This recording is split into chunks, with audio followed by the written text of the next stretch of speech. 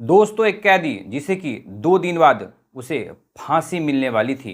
दरअसल अब जैसे ही उसे 2 दिन बाद फांसी मिलनी थी, तो हमारा जो कानून होता है, हमारा जो संविधान होता है, जिसमें कि अगर किसी कैदी को उसे फांसी मिलने वाली होती है, तो जेल का जो जेलर होता है दरअसल उस कैदी से उसकी अंतिम इच्छा पूछता है और उसे पूरा करने की कोशिश करता है। दोस्तों, यहाँ भी जो ये कैदी होता है, जिसके पास उस जेल का जेलर जाता है और उससे पूछता है कि अगले 2 दिन बाद तुम्हें फांसी मिलने वाली है, लेकिन फांसी मिलने से पहले अगर तुम्हारी कोई अंतिम इच्छा है तो तुम बता सकते हो। दोस्तों, जिसके बाद वो जो कैदी जिसका नाम सुबोध होता है, दरअसल उस जेल के जेलर से ये कहता है कि दरअसल मुझे फांसी मिलने से पहले अगर आप मेरी अंतिम इच्छा वाकई पूरा करना चाहते हैं तो सुनिए कि मेरी अंतिम इच्छा क्या है। दोस्तों, जिसके बाद वो कैदी अपना अंतिम इच्छा बोलना प्रारंभ करता है। दरअसल वो कहता है कि फांसी से ठीक पहले मैं अपनी पत्नी के साथ एक रात बिताना चाहता हूं। दरअसल मैं अपनी पत्नी के साथ एक ही बेड पर सोना चाहता हूं। दोस्तों, अब जैसी वो जो जेल का जेलर होता है इस कैदी के जुबान से इस तरीके की बात सुनता है, यानी कि इस तरीके की उसकी जो अंतिम इच्छा होती है ये जानता है, तो वो भी वाकई काफ़ी ज़्यादा हैरान हो जाता है। दरअसल उस जेलर ने अपने 20 साल के करियर में आज तक किसी कैदी के मुंह से जो उसकी अंतिम इच्छा होती है इस तरीके की नहीं सुनी थी। लेकिन दोस्तों, वो जो जेलर साहब थे वाकई वो भी आखिर इस कैदी की अंतिम इच्छा को पूरा करने के लिए तैयार हो जाते हैं। जिसके बाद अब उस कैदी सुबोध की जो पत्नी रहती है उस तक ये बात पहुंचाई जाती है कि दरअसल तुम्हारा पति जो है फांसी मिलने से पहले तुम्हारे साथ एक रात बिताना चाहता है। दोस्तों, जिसके बाद उसकी पत्नी जैसी बात सुनती है अपने पति से एक रात बिताने के लिए तैयार हो जाती है। लेकिन दोस्तों, आगे ऐसा क्या होता है कि जब लोग जानते हैं कि आखिर ये जो कैदी होता है वो फांसी मिलने से पहले आखिर अपनी पत्नी के साथ एक रात क्यों बिताना चाहता था। दोस्तों, ये पूरी कहानी हम जानेंगे, लेकिन दोस्तों कहानी में आगे बढ़ने से पहले बस आपसे हमारी वही विनम्र निवेदन है कि अगर आप हमारे चैनल पर पहली बार आए हैं तो चैनल को जरूर सब्सक्राइब कर दें, और बाकी ये वीडियो आपको इंटरेस्टिंग लगे या ये वीडियो सुनकर आपको कुछ नई सीख मिले, इस वीडियो को जितना हो सके लाइक एवं शेयर कर दें। दोस्तों, कहानी की शुरुआत करने से पहले हम आपसे गुजारिश करेंगे कि आप अपना कीमती समय निकालकर इस पूरी कहानी को अवश्य सुने। दोस्तों, इस कहानी की जो शुरुआत है, यानी कि ये जो वाकया होता है दरअसल उत्तर प्रदेश के अलीगढ़ से। दोस्तों, उसी उत्तर प्रदेश के अलीगढ़ में दो बचपन का साथी यानी कि सुबोध और प्रमोद, जो कि बचपन से एक दूसरे से बेहद दोस्ती रखते हैं। इन दोनों का जो बचपन होता है वहाँ से वो लोग जवानी के दहलीज पे कदम रखते हैं। दोनों की जो पढ़ाई होती है वो साथ ही में होती है। जिसके बाद यहाँ सुबोध की शादी हो जाती है, लेकिन इधर प्रमोद जो होता है अभी अपना शादी नहीं करता है। दोनों नौकरी की तलाश में अपने गांव से शहर निकलते हैं। दोनों एक ही कंपनी में जॉब करना शुरू कर देते हैं। यहाँ इन दोनों को जॉब करते हुए तकरीबन 6 महीने का वक्त बीतता है। तभी जो सुबोध रहता है दरअसल उसकी दोस्ती उसी कंपनी में एक लड़की होती है जिसका नाम वंदना होता है। चूँकि यहाँ जो सुबोध होता है अंदर से बहुत ही अच्छा इंसान होता है। जिसके बाद यहाँ वंदना से जैसी उसकी दोस्ती होती है, अब वंदना जो होती है सुबोध के धीरे धीरे इतना करीब आने लगती है कि दोनों एक साथ अपना टिफिन शेयर किया करते थे। अब जैसी कुछ हफ्तों के बाद अब यहाँ सबके नज़रों में ये वंदना और सुबोध आने लगते हैं। तभी प्रमोद जो होता है अपने दोस्त सुबोध से कहने लगता है कि दरअसल उस लड़की से हमारी भी दोस्ती करवा दो। लेकिन दोस्तों, यहाँ जो सुबोध होता है वो कतई नहीं चाहता था कि यहाँ वंदना से उसकी दोस्ती करवाए। जहाँ सुबोध अपने बचपन के दोस्त प्रमोद को साफ साफ मना कर देता है कि वो अब वंदना से उसकी दोस्ती नहीं करा सकता। जिसके बाद यहाँ जो प्रमोद होता है अपने दोस्त सुबोध से जलन करने लगता है। उसके मन में कहीं ना कहीं जलन पैदा हो जाता है।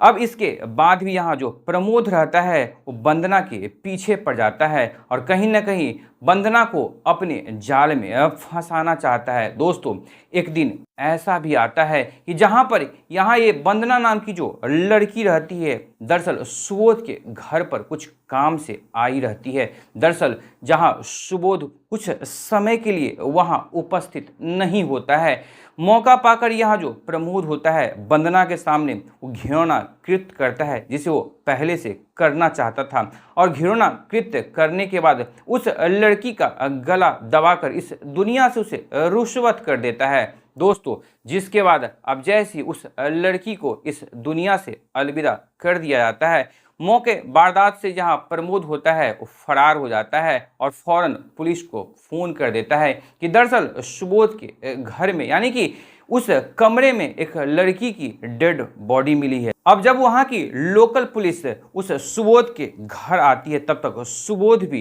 वहां उस कमरे में पहुंच चुका रहता है।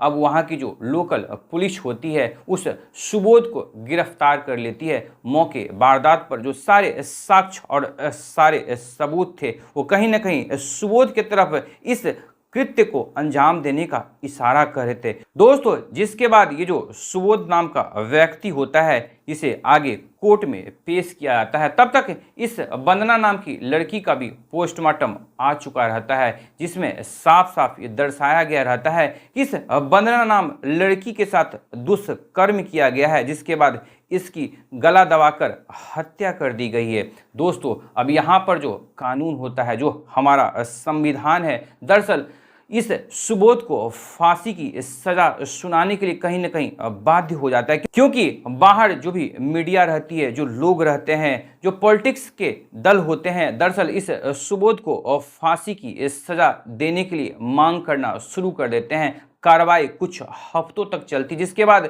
जज साहब सबूत के आधार पर इस सुबोध को फांसी की सजा सुना देते हैं। दोस्तों अब जैसे ही सुबोध को फांसी की सजा सुनाई जाती है, ठीक 2 दिन बाद उसे फांसी दी जाने वाली होती है। तभी उस जेल का जो जेलर होता है सुबोध के पास जाता है और उसे पूछता है कि अगले 2 दिन बाद तुम्हें फांसी मिलने वाली है, अगर तुम्हारी कोई अंतिम इच्छा है तो तुम बता सकते हो। दोस्तों वहां पर जो सुबोध होता है पहले तो कुछ देर तक चुप रहता है, फिर उस जेलर से कहने लगता है कि अगर आप हमारी अंतिम इच्छा वाकई पूरा करना चाहते हैं तो हमारी अंतिम इच्छा यही है कि फांसी मिलने से पहले मैं अपनी पत्नी के साथ एक रात बिताना चाहता हूं, मैं एक ही बेड पर अपनी पत्नी के साथ सोना चाहता हूं। दोस्तों अब जेलर साहब जैसी सुबोध के मुंह से ये बात सुनते हैं वो काफ़ी ज़्यादा हैरान हो जाते हैं, क्योंकि 20 साल के अपने कैरियर में उस जेलर ने आज तक किसी कैदी के मुंह से इस तरीके की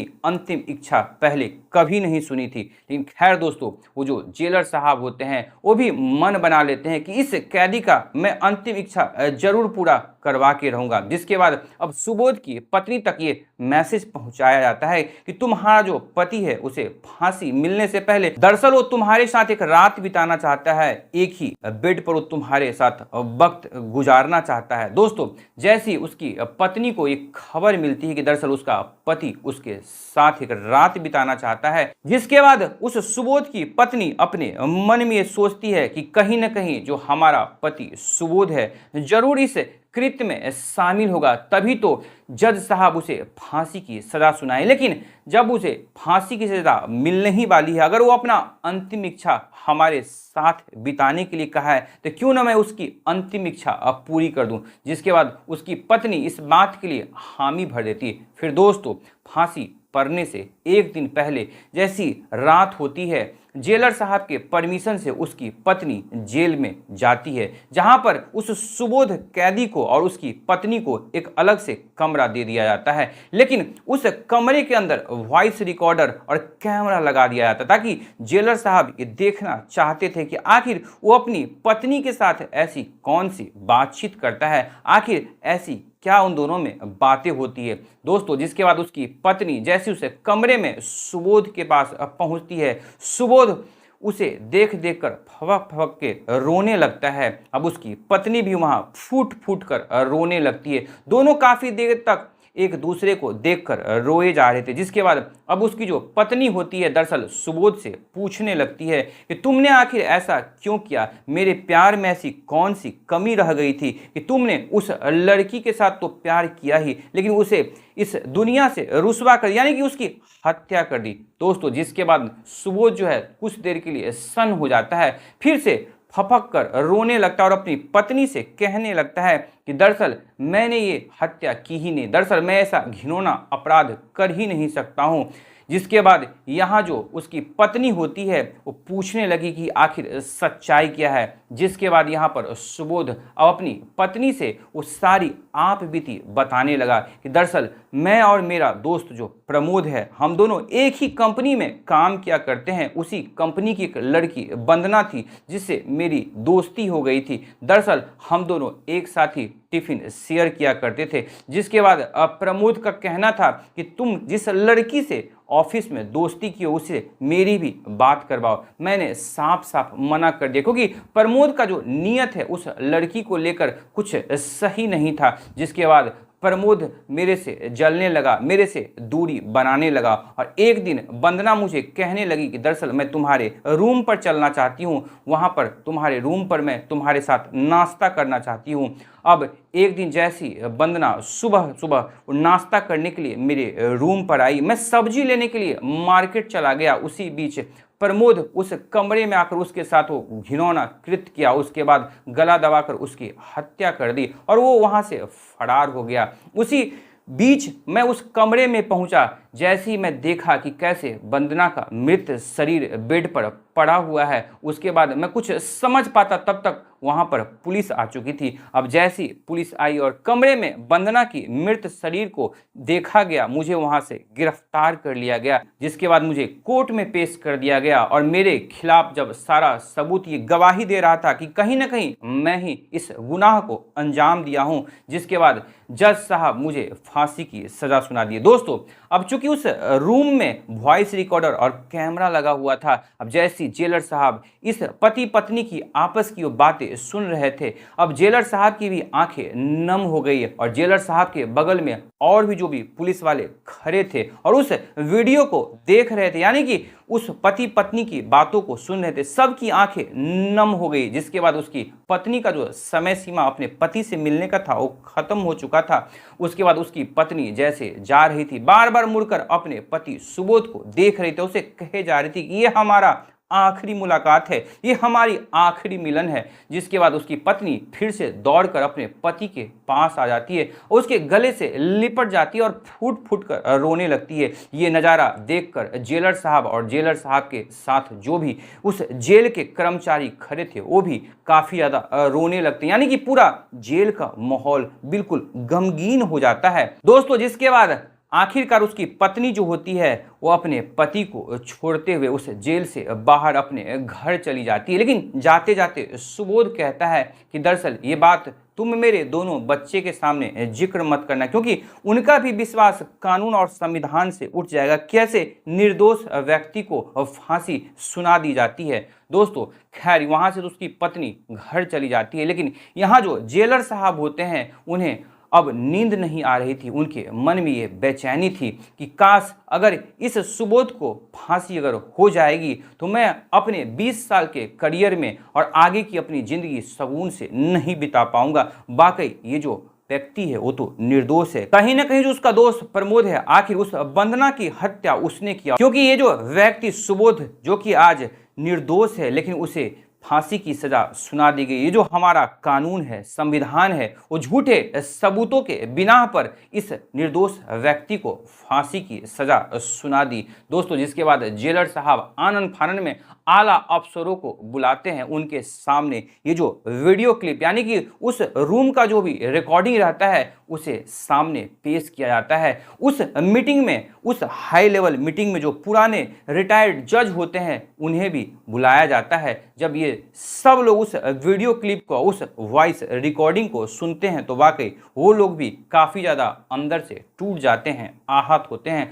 फिर वहाँ वो लोग डिसाइड करते हैं कि ये निर्दोष व्यक्ति को फांसी नहीं दी जाएगी, बल्कि अब उसके जगह पर जो मेन गुनाहगार यानी कि प्रमोद है उसे जल्द से जल्द अरेस्ट कर उसे ही फांसी दी जाएगी। दोस्तों ठीक वही होता है, 2 दिनों के अंदर लगातार छापेमारी कर उस प्रमोद को अरेस्ट किया जाता है और जैसे ही प्रमोद अरेस्ट होकर सलाखों के पीछे जाता है, इस सुबोध को बाइज्जत रिहा कर दिया जाता है। अब जैसे ही सुबोध अपने घर पर अपनी पत्नी के पास आता है, उसकी पत्नी जैसे अपने पति सुबोध को देखती है, उसके आंखों में ये विश्वास ही नहीं होता है कि उसका पति जेल से बाहर उसके नजरों के सामने है। लेकिन दोस्तों कहते हैं ना, कर भला तो हो भला, आखिर सुबोध निर्दोष था तो उसे फांसी कैसे होती। उसके जगह पर प्रमोद को ठीक अगले ही दिन फांसी दे दी जाती है। दोस्तों यहाँ जो सुबोध रहता है उसने कोई भी गलत काम नहीं किया था, तो देर ही सही आखिर उसकी जो फांसी है वो टल जाती है और जो मेन गुनाहगार प्रमोद रहता है उसे उसके कृत्य की सजा कानून जो है, संविधान है जो, वो दे दी जाती है। तो दोस्तों यह थी पूरी कहानी। इस पूरी कहानी को सुनाने का हमारा मकसद किसी के दिल को आहट नहीं पहुंचाना, बल्कि आप सभी को सचेत करना है कि इंसान अगर बुरा काम करता है तो उसे आखिर बुरा नतीजा भोगने के लिए तैयार एक न एक दिन होना ही पड़ता है। यहाँ पर जो सुबोध था वो निर्दोष था, यहाँ पर प्रमोद ने गलत कृत्य किया था जिसकी सजा अब उसे मिल चुकी होती है। दोस्तों इस पूरी कहानी को सुनने के बाद इस कहानी के बारे में आपकी अपनी क्या राय है? आप अपनी राय हमारी इस कहानी के कमेंट बॉक्स में जरूर से जरूर साझा करें। तो दोस्तों फिर मिलेंगे एक नई कहानी में एक नई सोच के साथ। तब तक आप अपना ख्याल रखें, अपनों का ख्याल रखें, हर संभव दूसरों की जरूर मदद करें, क्योंकि यकीन माने आज आप किसी की मदद करेंगे तो कल को आपके लिए भी कोई ना कोई जरूर खड़ा होगा। तब तक सतर्क रहें, सुरक्षित रहें। जय हिंद, जय भारत।